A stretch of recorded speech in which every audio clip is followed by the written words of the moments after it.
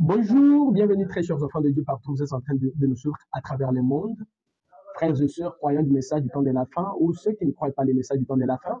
Chers Congolais à travers le monde entier, vous qui êtes donc, peu importe les lieux, peu importe les pays, même vous qui êtes ici en République démocratique du Congo, même vous qui êtes à Goma, l'est du pays, ce matin, je viens pour vous dire que j'ai une très grande nouvelle à vous annoncer qui risque de vous choquer.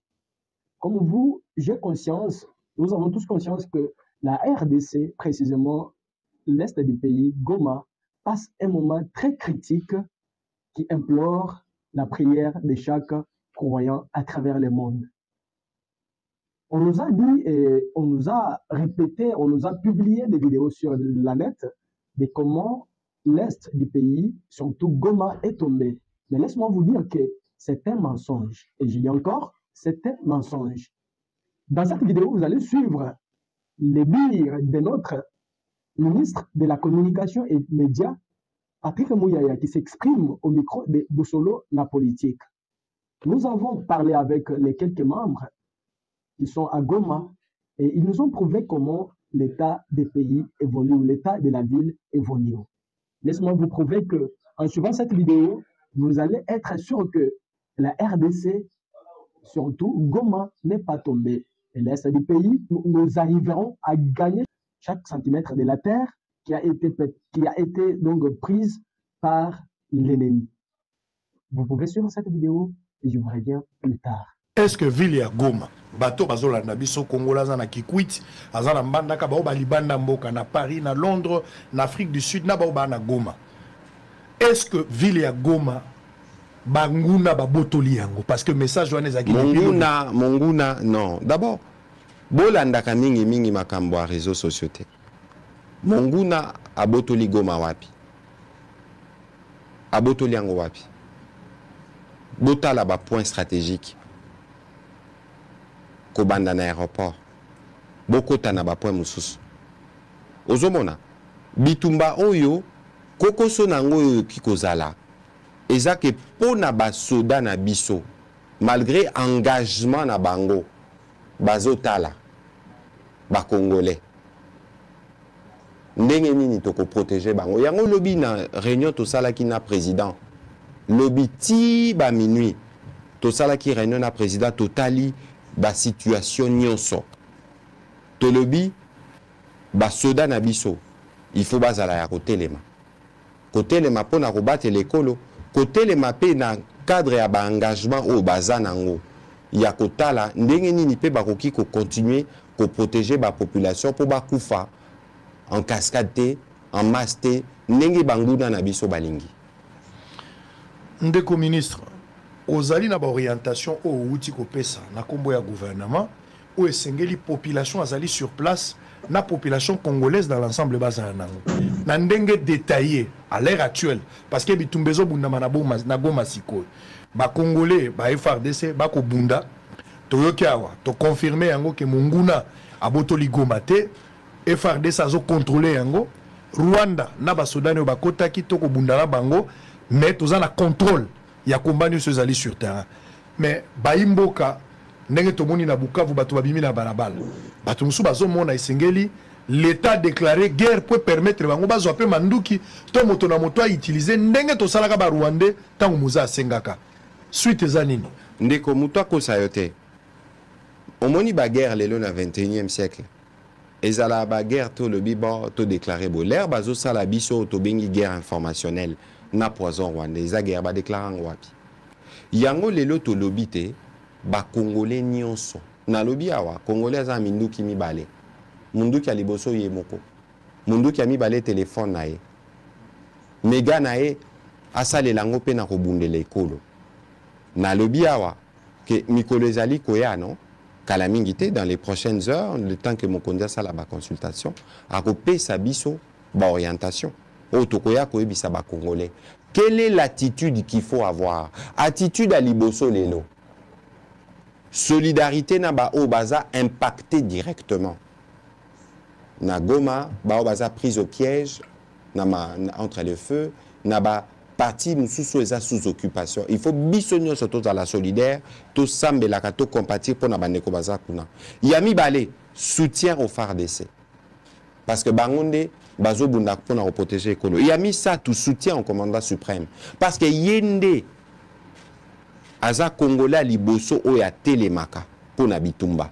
Kasi réponse au Tokope ça, ndenge yo monaki na 2004 wana.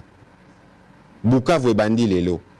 Yo kanisi ba Congolais à Kinshasa ba monité. Yo kanti bana Funa bana Bandal ba monité. Bana Mokali bisiko lingaka. Yo kanti ba monité. Bana Maindombe yo kanti ba monité. Bana wana nyonso ndeko Israël ba côté les mapo na Congo petoko lakisa mokili.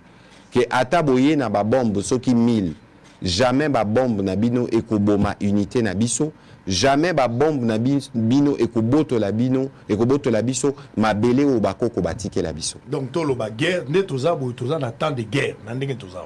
Mais ndeko Israël olingi tolo ba ndenge nini biso nga na ebisaki toza na front militaire to beti lisolo na ngwa toza na front diplomatique l'air to komaki mukola suka match si la bakimaki le 15 décembre en Luanda. Bakimaki. Toza na front judiciaire. Le 12 février. Tozo banda procès. Na Barwande. Toza na front économique. Lelo makambo nyo suto sala. Pour na ko casser ba circuit na bango. Pourquoi l'air ba piyaka l'air ba sala la guerre ba ciblaka. Ba parti pour ya ba production minière. O Rubaya. Ba place au balingaka ka place Coltan et Bimaka. Parce que ba yibaka pour na rotonga mboka na bango. L'air na lobby siko na front médiatique. Obi ke lelo Kagame akoma biloba loba pourquoi? D'après vous, akoma biloba loba pourquoi? Parce que akutani nango.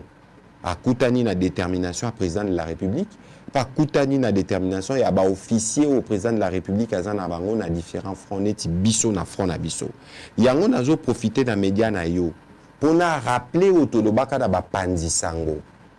Avant, aux ala mopandi sango, aux ana nous congolais. Lobby naroloba, toujours réquisitionné ba média nyonso. Parce que oyo, ezali kambu ya ekolo. Bandeko nyonso ba journaliste ou bazola nangai. Na yebi que c'est des patriotes. Parce que moi-même, j'ai déjà vu degré d'engagement na bango. Kasi na makambo, niveau makambo est commis. Réservé tant d'antennes na yo, en tout cas, il y a ebélé. Pour défendre écolo, pour lekisa message ya malamu, pour aider ba Congolais ba comprendre sens ya bitumba oyo peut-être à la uni. Ndeko je répète, bitumba oyo eza bitumba ya président Félix Antoine Tshisekedi te. Eza bitumba ya maman Soumi Noité. Eza bitumba ya biso nyonso ba Congolais, bisika nyonso tozali na kati ya Congo. Ezo dépend de l'attitude na bino ba membre du gouvernement. Dans la période de crise, guerre ezali, et bazo reprocher peut-être bino il faut éviter, je parle pas de vous, nous avons le gouvernement ensemble, vous avez l'attitude moko festivité. Donc bazo senga kuto ba comme message, bola taba tenu, peut-être pour la motiver bato pour bino moko so bopesi déjà moi go, ça va motiver les gens. Non, ndé komoni awa, il faut d'abord comprendre l'esprit général. Hein? L'esprit général, il y a Bitumba. Bitumba oyo eza bitumbe bandi kala bana ngana sala kana bana ya goma mingi misusu babotama depuis abotama biloko baye bakaka isalaka guerre nani dans un gouvernement depuis to quota na gouvernement premier poste ya dépense ya gouvernement avant même ba dépense sociale les aka dépense à sécurité parce que sécurité des abotouya gouvernement mutokyo za na attitude festive azadité. Parce que moni awa parfois nous ezalaka biso tolingi division mingi. Okomona ndeko tel asalaki activité tel na base na ye mususu mutu moko aza contre ya bimisi yango na ndenge moko boye. Il faut koyeba ke biso na gouvernement ndeko Israël bako sabino te tolalaka te. Lelo nga libandi ekola soki apembe koma otonda pona nini? Parce que matin midi soir na sima mokonzi Félix Antoine Tshisekedi na maman Judy totalaka place nini topesa eyano nini totika pe kolandela omoni na moment oyo eza neti boza na matanga na famille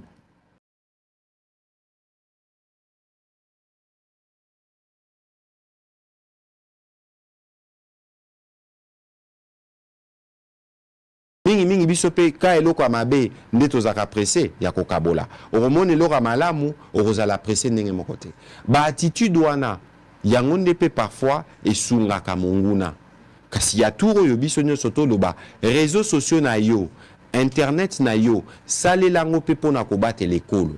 Voilà la recommandation tozopesa surtout pour na makambo etali ba réseaux sociaux. Suka ekozalaka ko défendre Goma, ko récupérer ba territoire nyonso ko kende Rwanda suka ekozala nini. Ndeko omoni nabandaki analobaka makambo muza alobaki. La guerre sera longue et populaire. Omoni makambo bamboka. Les pays vivent plus longtemps que les humains. Le président rwandais a semé poison dans chaque Congolais. Le président rwandais a compromettre l'avenir ya bana Rwanda. Non seulement que azo bomisa bandeko na bango na Congo pour la guerre au yebitinate, mais azo compromettre relations futures. Pour biso présidentiel Loba, nous les Congolais, on n'a pas de problème avec le peuple rwandais. C'est le président rwandais qui cherche des problèmes avec les Congolais. Si ko ba Congolais l'air bazo mona ba bébé bazo kufa, ba maman déplacée, ba maman violée, et zo pe sa candidaté. Si ko hier à Rosala éternel. To a Rosala nengenini. Ponyo se zarana suka. Quel héritage a rotike la bana? Ye héritage ni a rotike la bana ya Rwanda. Yango bana Rwanda barotala bazotala biso lelo. Bo peki sa président na bino. Toi ko lekanae asa komi na ba soixantaine. Ata baba accéléré 30 ans, ata combien? Suka na suka age ko rattraper suka ko leka. Kasi oye ko yana sima e kozala nengenini. Très bien.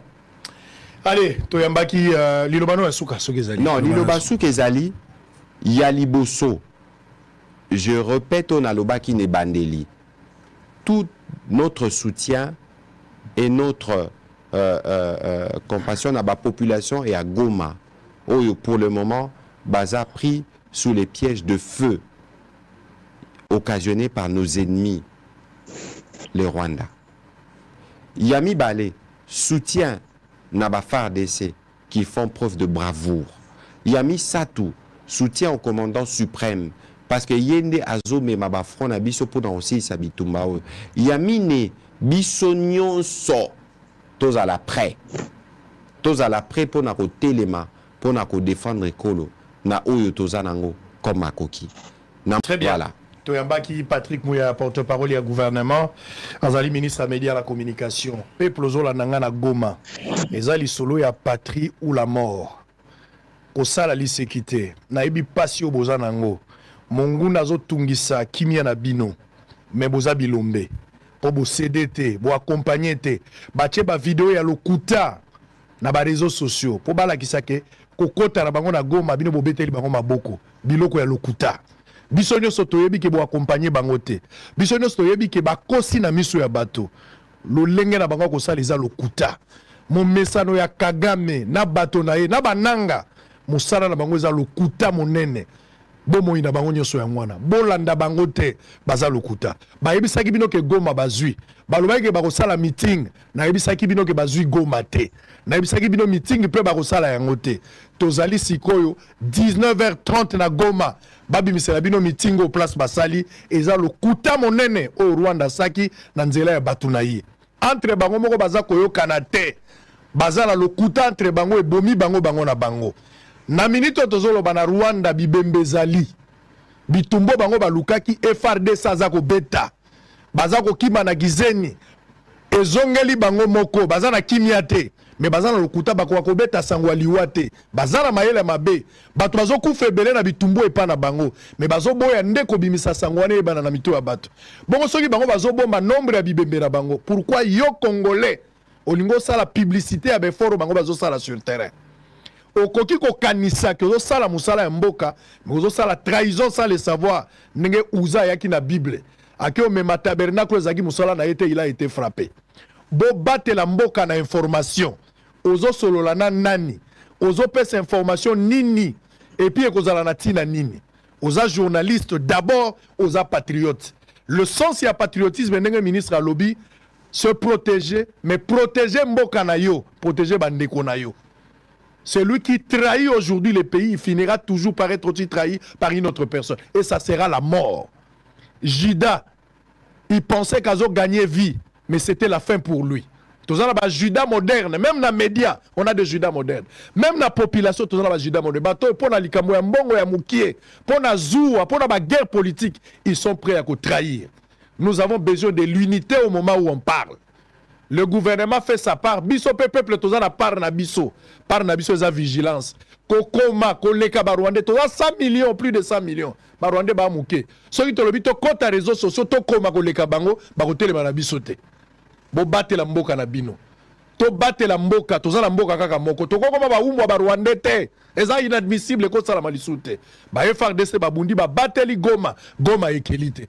L'objectif est ko récupérer mabele na biso nyonso sima nango to kotala calcul nino to kopesa bango sima mais boye ba ke mboka o eza héritage ba sedaka héritage boyete bo fongola biso. Donc journaliste mama mwana kolanda biloba lobate soko za na besoin information numéro ya bosolo boza nango benga na bosolo tuna biso to ko vérifier to ko pesa bino information landa na RTNC landa ba kano ezali officiel ko kene na biloko ya boipa ko tala te ko kabola gouvernement te ozui eloko lokuta batindo bandi ko panza o sala promotion ya nani bobenga kinga lobi Goma ekwe lelo ekwe Goma ekwe ite pona ko biso ke ba soda na biso baza ko bunda mokonzi ya mboka essaie azui décision. Mais bazo beta tata non andako, bazo beta maman non andako. Pourquoi vous avez pas fait décision avant Obengana? Place aux alliés, zo maele. Cause la tête tata ebiso kende ko bunda. Yo loko la mwana manifester kenda kuna bino za la passe. Chaque Congolais place à Zali. Cause la mot d'ordre était. Oyebi oko sala po battre la mboka na yo. Bosolo sili. Merci. Comme vous l'avez suivi, dans cette vidéo, le ministre de la Communication et des Médias, Patrick Mouliaya, s'exprime, nous avertissant et nous donnant les outils avec lesquels nous devons accompagner les forces armées de notre pays, les FARDC, et aussi accompagner notre président, le Félix Antoine Tshisekedi Tshilombo.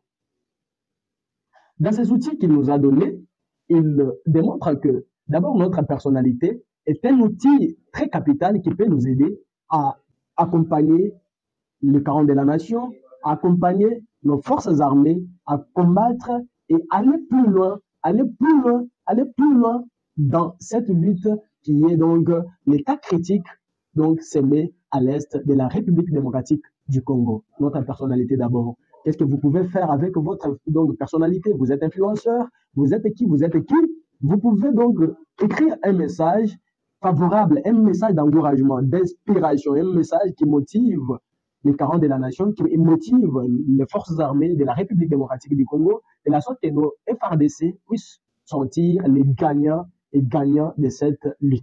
Et dans cette vidéo, vous avez suivi comment ne pas tomber et comment ne tombera jamais.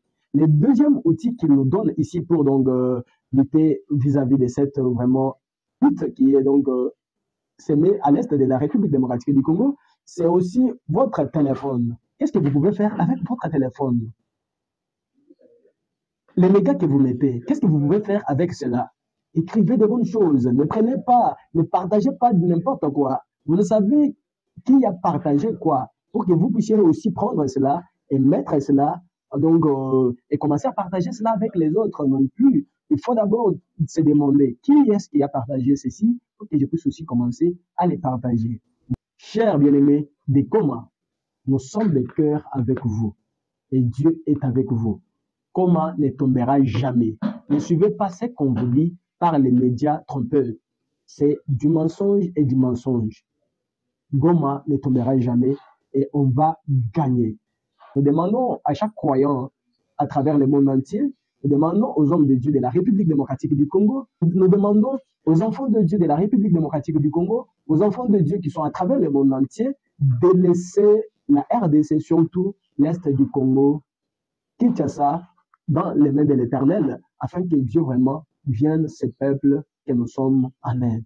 Car nous sommes sûrs que notre Dieu sera toujours avec nous et le FARDC va gagner les combats, va gagner à donc prendre chaque centimètre de la République démocratique du Congo, car c'est notre promesse. Souvenez-vous qu'un jour Dieu a dit à Israël de s'élever et de combattre pour chaque portion de leur terre. Et ainsi, la RDC, c'est une terre de nos aïeux. C'est un héritage. Surtout, on n'a pas choisi de l'être, mais Dieu a trouvé bon que nous soyons les Congolais. Alors, pour ceux qui sont Congolais, vraiment, ceux qui ne sont pas Congolais, il faut vraiment prier que Dieu puisse venir en aide pour les enfants de Dieu de la République démocratique du Congo. Souvenez-vous que le message et sa mission est notre dose d'édification. Shalom.